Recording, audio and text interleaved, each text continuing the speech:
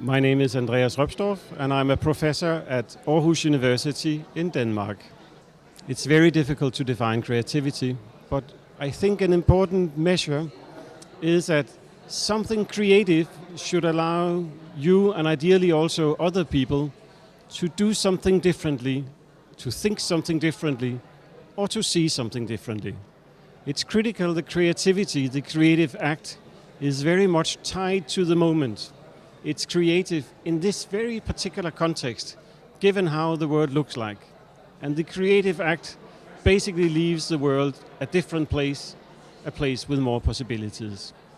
I have not seen any good measures of creativity in general, other than the measure that comes from other people. To some extent, you can say creativity becomes identifiable as creativity if it allows yourself or ideally other people to do things differently, to see things differently. Let's take an example.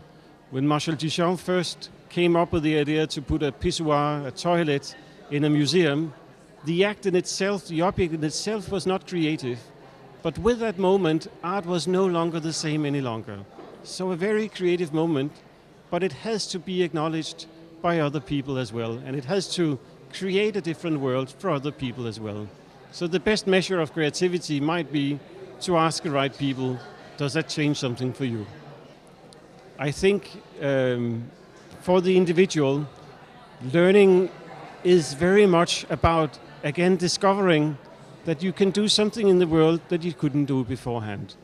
So in that sense, every creative act is also an act of learning, because it is empowering you to do things differently or see things differently.